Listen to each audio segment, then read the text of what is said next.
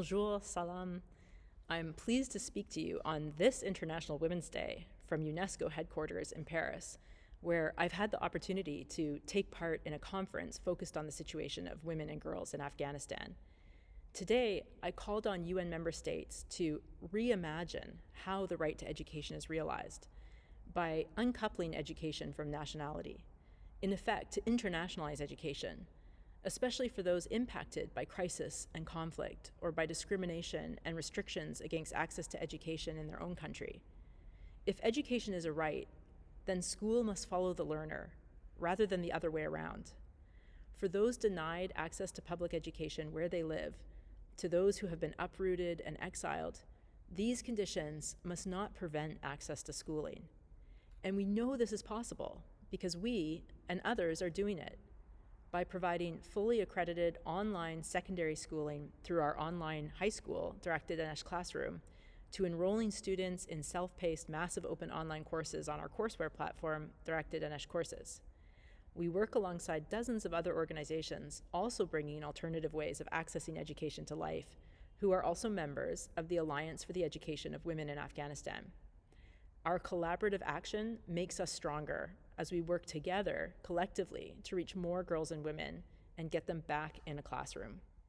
So here in Paris, I asked for this collective effort to be amplified. But what about us?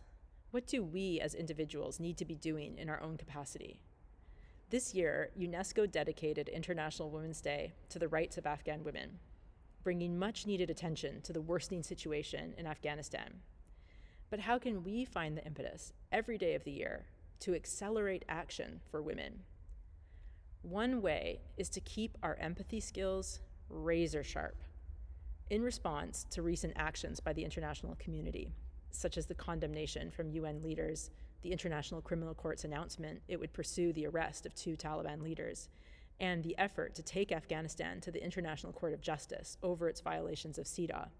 The Taliban responded by claiming that they uphold the religious and national values of the Afghan people and reject what they say is the West imposing its ideas on their country. The politics of difference works very well in the Taliban's favor. They want you to feel distant and different from the women of Afghanistan, as if Afghanistan is an alien society apart from the world. We must reject this. We must insist on our common humanity with the women and girls of Afghanistan.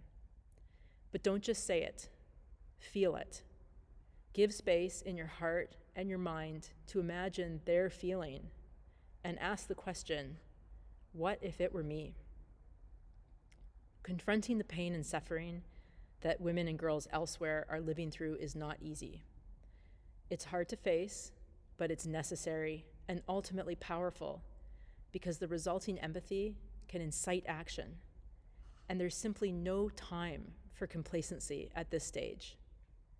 Thank you for your continued empathy and for the action it fuels.